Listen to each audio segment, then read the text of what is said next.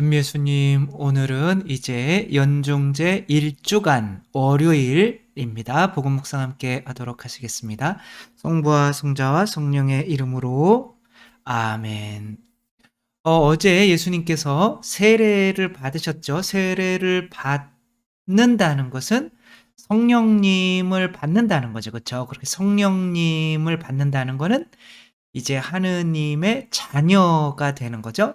이제 하느님의 자녀가 된다는 거는 하느님의 집에 산다는 거죠. 근데 하느님의 집에 살면서 소나 개처럼 살면 안 되겠죠. 그렇죠? 하느님의 이제 아버지시기 때문에 아버지의 뜻을 따라야 되는데 아버지의 뜻은 이제 사랑하라는 거죠. 그래서 예수님께서 사랑의 가장 중요한 것은 하느님 나라로 사람들을 이끄는 것이기 때문에 소위 선교라는 것을 이제 시작하는 거죠. 그것이 연중의 어떤 우리가 의미라고 할 수 있는 거죠. 예수님께서 이제 가르치시며 사람들을 하느님 아버지께로 이끄는 거죠. 이것만큼 큰 사랑은 없는 거죠. 그래서 이제 그렇게 하기 시작하는 첫날 예수님께서는 먼저 제자들을 부르시는데 어부들을 부르시죠.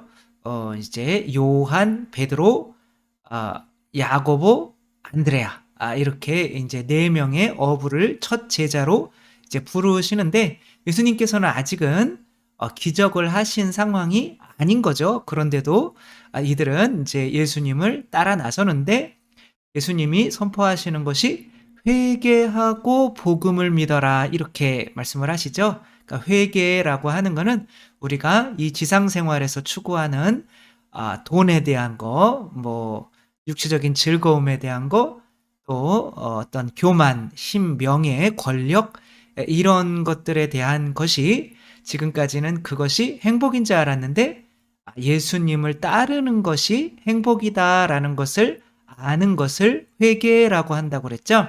그래서 그 회개가 이제 일어나죠. 그래서 이들은 이제 배도 버리고 아버지도 버리고 잡은 물고기도 버리고 이것이 이제 회개인 거고 복음을 믿어라라고 하는 것은 예수님께서 하늘나라에 들어가면 선교해야 돼. 너희들도 내 삶을 따라야 돼. 라고 하는 것처럼 예수님을 따라서 이제 선교로 나아가는 것을 이제 그게 사람 낚는 어부가 되는 것이 복음을 믿는 거죠.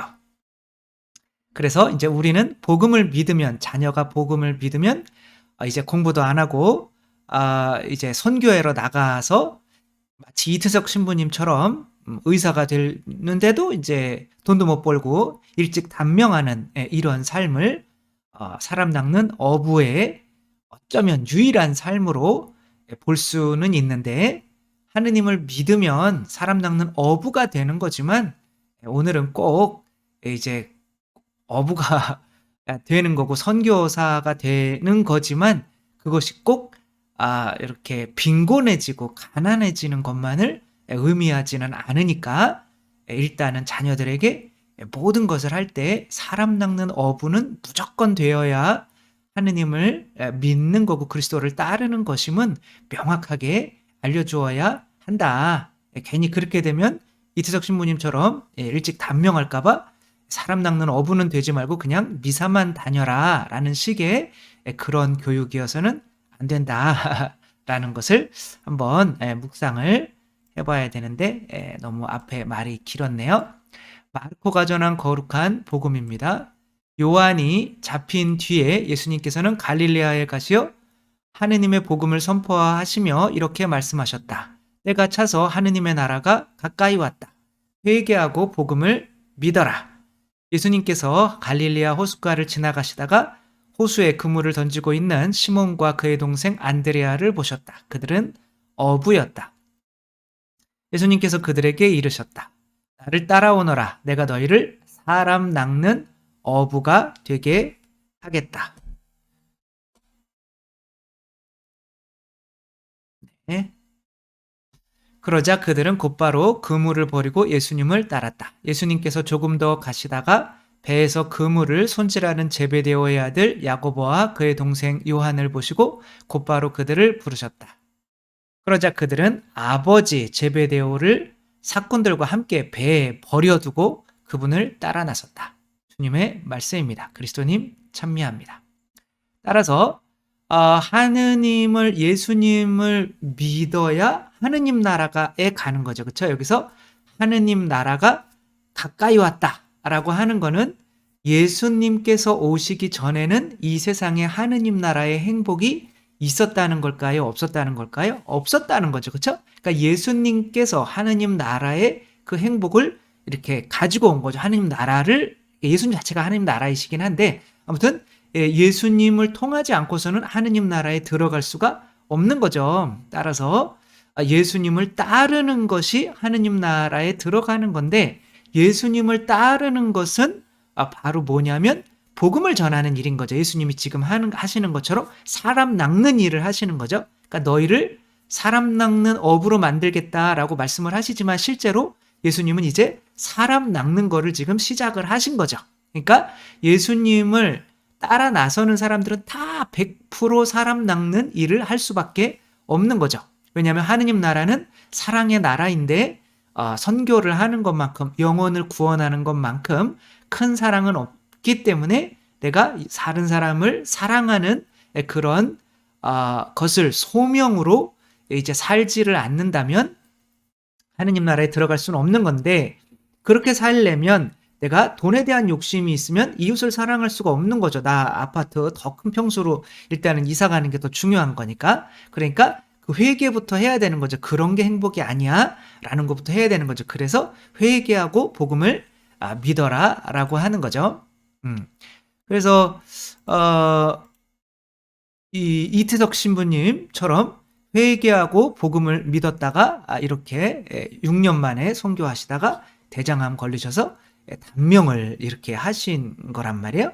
그러니까 이게 회개하고 복음을 믿어서 사람 낚는 어부가 되면 저렇게 안 되겠구나.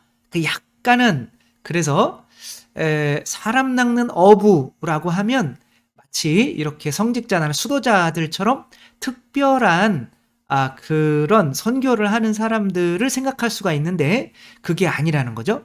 누구나가 하늘나라에 들어가려면 사람 낚는 어부가 되어야 된다.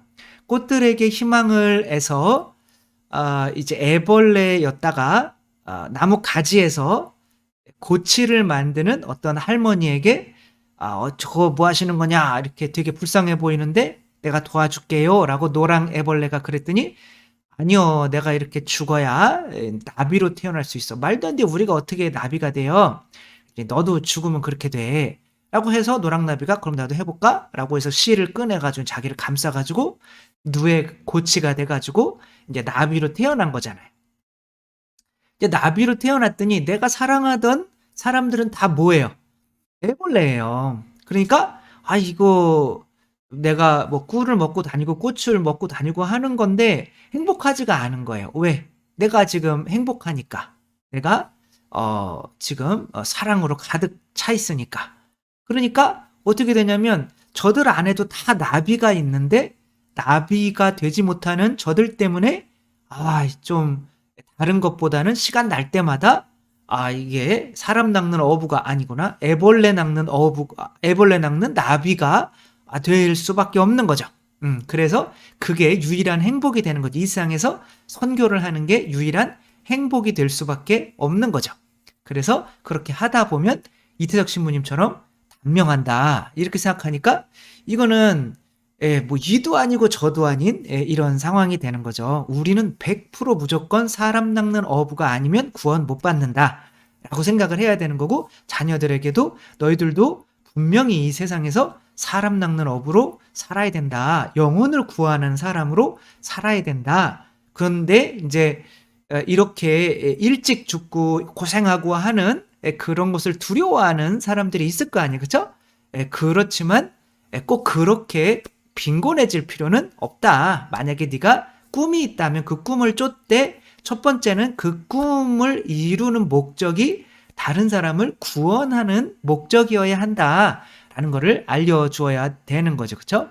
김경일 교수가 이제 맨날 나와서 하는 얘기가 대한민국 상위 0.1%, 상위 0.1%라고 하면 학생들인데, 그러니까 학교를 이제 뭐 고등학교를 주위에 뭐 한 네다섯 개를 합쳐서 거기서 1등하는 뭐 그 정도의 수재죠, 그렇죠?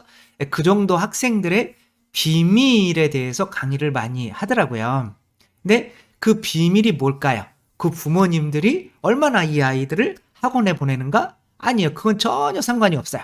그리고 그 부모님들이 그러면 공부를 전에 잘했었나? 아니요, 그거는 전혀 상관이 없어요. 그 부모님들이 돈이 많았었나? 그건 전혀 상관이 없어요. 그러면 그 아이들이 IQ가 높았나? 그것도 전혀 상관없어요. 아무것도 상관이 없는 거예요. 그래서 그 2000 몇 년이죠? 7년인가 그때 이분한테 그 EBS에서 상위 0.1%의 비밀이라고 하는 다큐멘터리를 만들다가 이제 그거를 발표해야 되는 날이 얼마 안 남았는데 이 사람들이 다급한 거예요. 이렇게 비밀, 상위 0.1% 공부 잘하는 애들의 비밀은 바로 이거다 이렇게 얘기를 하려고 그랬는데 아무리 조사해도 비밀이 없는 거예요. 그래서 그들에게 비밀은 없었다. 뭐 이렇게 하기는 뭐 하잖아요. 그러니까 이 이제 심리학 교수를 찾아온 거죠. 도대체 얘네들이 도대체 공통점이 없다라고 하니까 이제 이분이 이제 메타인지라고 하는 거죠. 그 자신을 공부 잘하는 애들은 내 자신이 뭐는 알고 뭐는 모르는 거를 명확히 안다는 거예요. 예를 들면 20개의 단어를 한번 들려주고 그 단어를 본인은 이제 몇 개 기억할 수 있을 것 같냐라고 물어보면 나는 5개요. 나는 10개요. 뭐 이렇게 대답할 거 아니에요. 그쵸? 근데 공부 못하는 애들은 저는 5개요. 이렇게 했는데 10개를 기억할 수도 있고 저는 10개요. 라고 했는데 3개밖에 기억할 수도 없는 거죠. 그러니까 그 본인이 생각하는 자기의 능력치를 모르는 거죠. 그러니까 뭐 불안하니까 무조건 학원에 가는 거예요. 그러나 똑똑한 애들은 이렇게 그게 이제 이 아이들은 저는 3개 기억할 수 있을 것 같은데요. 그러면 딱 3개 기억한대요. 저는 10개 기억할 것 같은데 그럼 딱 10개 기억한대요. 그게 잘 기억하고 못하고를 떠나서 본인이 어느 정도 자기 자신을 아느냐가 얘네들이 분명히 그게 있을 거다. 근데 내가 나를 알려면 가르쳐 봐야 된다. 그래서 선생님들도 대학에서 공부하지만 초등학교 유치원 애들 가르치려면 어떻게 해야 돼요? 다시 공부해야 돼요. 얘네들 언어로. 저도 주일학교 교사를 이제 신학교 들어가기 전에 해봤지만 이제 저학년으로 갈수록 더 힘들어요. 더 오랫동안 교사를 한 사람이 저학년을 가르쳐야 돼요. 왜냐하면 저학년들의 언어를 써줘야 되거든요. 그러니까 쉽게 가르치는 게 더 어려운 거예요. 근데 그렇게 쉽게 가르치려고 하다가 보면 내가 모르는 게 드러나요. 그래서 이 사람이 그러면 빨리 가서 다시 찍어라. 애들 일상을 찍어라. 일상을 찍다가 보면 얘네들이 분명히 다른 친구들이나 아이들에게 다른 사람들보다 훨씬 더 가르쳐 주는 게 많을 거다라고 알려줬어요. 그랬더니 그럴까? 그리고 가서 봤는데 실제로 진짜 공부를 이 수재들은 다 착하다는 거예요. 그러니까 심지어 뭐 얘네들은 뭐 공부를 자기보다 조금 못하는 애들이 아니라 아주 못하는 애들 뭐 이런 거 있잖아요. 그쵸? 뭐 2는 MC 제곱할 때 그 위에 조그만 글자는 뭐예요? 2는 그 뭔 뜻이에요? 뭐 이런 거부터 제곱 뭐 이런 걸 몰라. 이런 거부터 이제 알려줘야 되는 거예요. 그러려면 얘가 수학의 아주 기본적인 거를 부터 시작해서 알려줘야 되는 거예요. 그러니까 선생님의 수준이 되는 거죠. 그렇게 알려주다 보면 자기도 다 아는 줄 알았는데 하루에 알려주다 보면 한 12번 정도가 탁탁 멈춘대요. 내가 이거 아는 줄 알았는데? 그러면서 본인이 공부하게 되는 거죠. 그러니까 진짜 수재들은 이제 정말 공부 못하는 애들을 잘 알려준다는 거예요. 그리고 심지어 그런 애들이 없으면 막 공부하다가 엄마 일리 와봐 그런대요. 그럼 엄마가 TV 보다가 와가지고 본인의 지정석이 있대. 그러면 아이는 이 엄마가 아무것도 모르잖아요. 그죠? 그러니까 이 엄마한테 본인의 어떤 그 미적분이나 뭐 이런 것들을 설명을 해주는 거 엄마가 이해할 수 있게. 그러니까 그 일본의 그 손정희 회장도 그랬잖아요. 그쵸? 막 돈을 벌다가 병에 걸려가지고 이제 죽게 생긴 거예요. 근데 자기한테 어린 딸이 있는데 어린 딸도 못 봤어요. 이제 1년밖에 못 산대요. 그러니까 정말 세상에 내 딸의 미소도 나는 보고 죽고 싶은데 저 멀리에 있는 아프리카나 저런 데 사는 정말 불쌍한 어린아이 사과 하나 쥐어줘서 저 아이들 미소 한번 보는 게 소원이다라고 이제 착한 일 할 수 있는 마음이 생기니까 병이 싹 낫는 거죠. 미국의 록펠러도 마찬가지인 거죠. 그쵸? 자기만 알고 살아오다가 또 병이 걸려서 1년밖에 못 산대요. 그러다가 이제 돈이 없어 수술 못하는 여자아이를 이제 본인이 수술시켜주고 거기 처음으로 선행을 한 거죠. 40살이 넘어서. 그 다음에 이제 그 아이한테 받은 편지를 보면서 주는 게 더 행복한 거구나 라는 거를 알아서 그 다음부터도 쭉쭉쭉 해서 뭐 전 세계 1위의 아무튼 기업가가 되는 거죠. 그러니까 굉장히 뛰어난 사람들은 다 다른 사람을 도와줄 수 있는, 이게 뭐예요? 이게 다른 사람의 사랑을 주는 게 바로 사랑을 믿게 하는 거죠. 그 사랑이 하느님이시기 때문에 사람 낚는 어부가 되는 거죠. 그러니까 사람 낚는 어부가 된다고 해서 반드시 가난해지는 게 아니다. 더 많이 알게 되고 해가지고 된다. 김연아 선수가 2017년도인가요? 이때 전 세계에서 가장 많이 기부를 하는 사람 중에 4위. 근데 김연아 선수는 이때 선수도 아니었어요. 은퇴했을 때 은퇴 선수가 4위, 전 세계 4위 했단 말이에요. 이때 뭐 56억인가를 기부를 했대요. 그러니까 그러니까 내가 이런 것을 하는 중에 내가 그렇게 더 잘해야 광고도 더 많이 들어오고 그래야 이들을 더 많이 도와줄 수 있지라고 하면서 더 어긋나지 않고 자기 자신을 그리고 김수환 추기경의 바보 장학한가요? 뭐 거기도 뭐 홍보위원이잖아요. 그렇죠? 그러니까 그런 거를 하면서 내 자신을 더 성숙시켜 나가는 거죠. 우리 부모님들이 자식들을 위해서 엄마는 더 엄마다워지려고 노력하고 아빠는 더 아빠다워지려고 노력하는 것처럼 우리들이 누군가를 사랑하게 되면 내 자신의 능력치도 늘어나고 해서 더 멋지게 되는 거지, 그것이 나를 망치는 일이 아니라는 거. 디펙 조프라 항상 말씀드리는 거지만 이 사람도 마찬가지야. 너희들은 이제 얘들 아들 둘인데 태어나서 너희들은 다른 거 생각하지 말고 다른 사람들한테 어떻게 너희가 도움을 줄 수 있는가만 생각해. 이게 뭐예요? 너희들은 100% 사람 낚는 어부가 되어야 돼 라고 한 거죠. 그러니까 이 아이들이 그냥 사람만 도와주다가 한 사람은 인도에서 이제 그냥 사람만 도와주는 거 좋아했던 사람은 큰 기업가가 되고, 또 이 아버지도 이제 하버드 의대 이제 교수죠. 근데 이제 다른 또 아이는 또 제일 공부 못하는 애들 도와주고 있다가 또 같이 하버드대 교수가 된 거죠. 이런 것처럼 일단 중요한 게 사람 낚는 어부가 되는 게 중요하다라는 거를 우리가 자녀에게 먼저 주입시켜 줘야 된다. 근데 우리가 그런 말을 하지 못하는 것은 얘네가 이제 그렇게 되면 가난하고 그 사도들처럼 불쌍해지고, 물론 그렇게 되면 더 좋은 거예요. 근데 그게 안 되더라도 일단은 구원받으려면 사람 낚는 어부가 되어야 된다. 근데 사람 낚는 어부의 이미지가 꼭 그렇게 십자가 못 박혀서 일찍 죽는 그런 이미지만이 아니라 이 세상에서 내가 어떤 꿈을 쫓아가도 분명히 그런 식으로 쫓아가면 다 잘 된다 라고 하는 마음으로 그렇게 도와줘야 하는 거죠. 이분이 누구냐면 이제 디지털 카메라를 처음으로 개발을 했던 스티브 사손이라고 하는 사람이에요.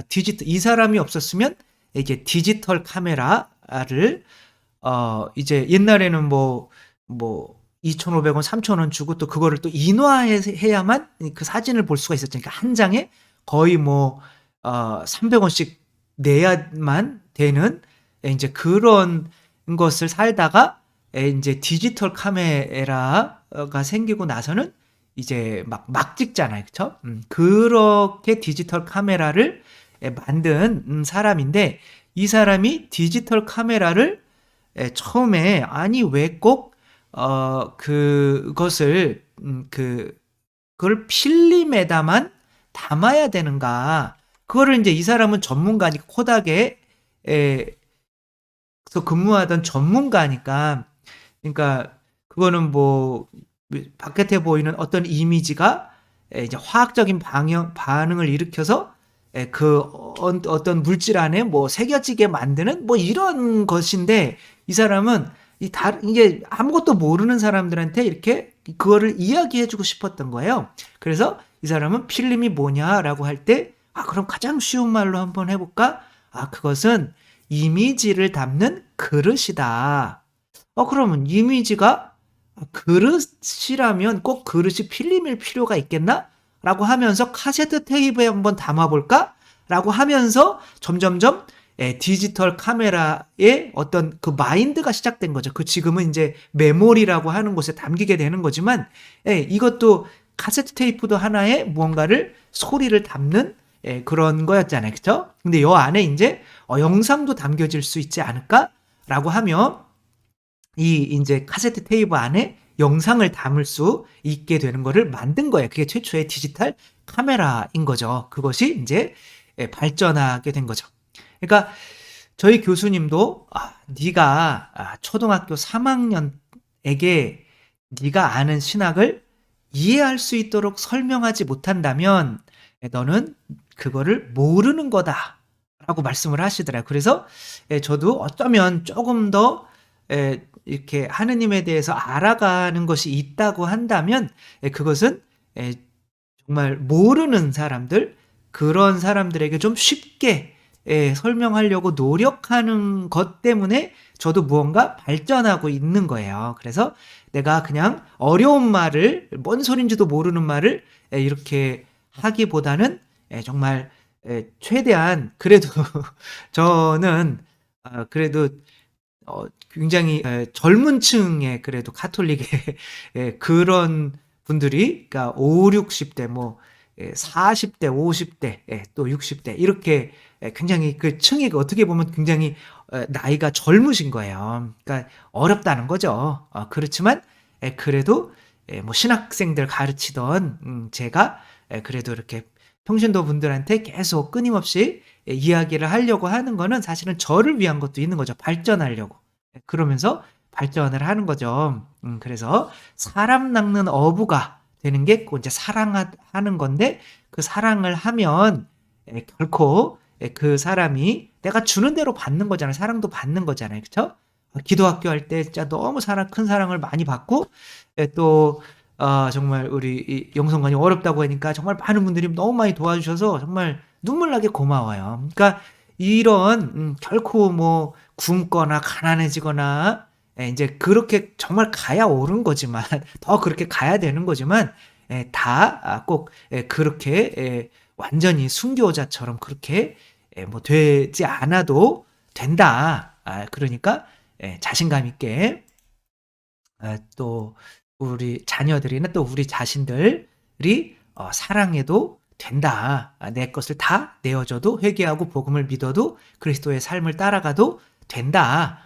라고 하는 거 어쩔 수 없이 구원받으려면 이 사도들처럼 내가 가진 그물, 뭐 재산, 아버지 뭐 이런 것들 다 버리고 따라야 하는 거지만 그런 게 고통이 아니라 오히려 이 세상에서도 정말 인정받고 사랑받는 사람이 되고 심지어는 뭐 성공까지 하는 사람이 되는 거니까 두려워하지 말고 어차피 구원받으려면 모두에게 너는 사람 낚는 어부야 라는 거를 명확히 알려주고 사람 낚는 어부가 돼도 이 세상에서 괜찮고 오히려 더 잘 되는 거니까 그런 우리 모두가 사람 낚는 어부라는 이 명확한 정체성을 이렇게 선교하는 사람들만이 아니라 우리 모두가 다 사람 낚는 어부라는 그런 생각 가지고 또 자녀들에게도 그렇게 명확히 알려주는 우리가 되었으면 좋겠습니다.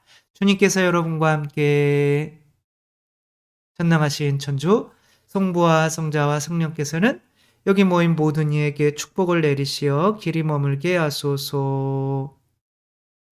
주님과 함께 가서 복음을 전합시다. 하느님 감사합니다. 성부와 성자와 성령의 이름으로 아멘. 감사합니다. 사랑합니다.